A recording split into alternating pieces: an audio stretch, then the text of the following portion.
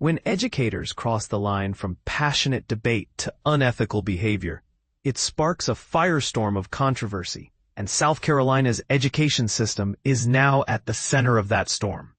Recent events involving right-wing activist Charlie Kirk have forced state leaders to draw a hard line between free speech and professional accountability. But here's where it gets contentious. How do we balance educators' rights to express personal views with the responsibility to model respect for all students? Let's unpack this delicate issue.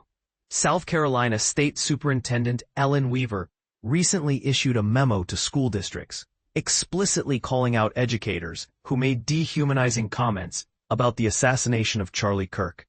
Weaver's message was clear. Public schools must remain sanctuaries of civility and respect, not platforms for celebrating violence. Parents entrust our schools with their children's futures, she wrote. Educators must honor that trust by embodying good judgment and compassion. Anyone who condones murder or political extremism has no place in a classroom. The memo also clarified that superintendents should investigate any similar social media posts under state and local policies.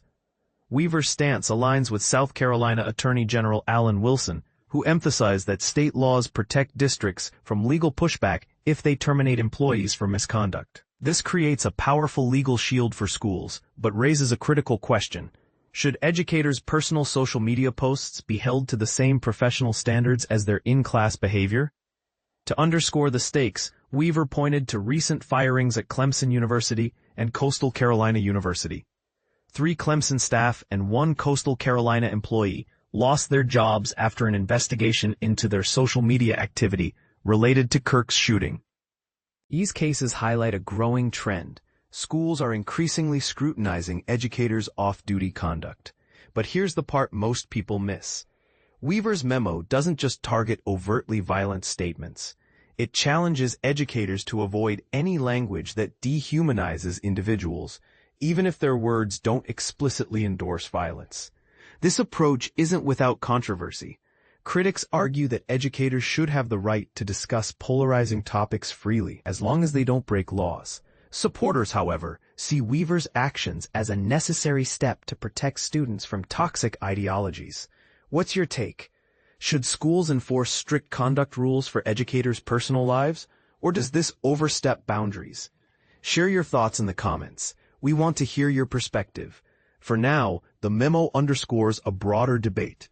Can educators separate their personal beliefs from their professional roles? Weaver's answer is a resounding no. Teachers shape not just minds, but character, she wrote. Those who fail this duty betray the trust of parents and communities. As schools navigate this complex terrain, one thing is certain.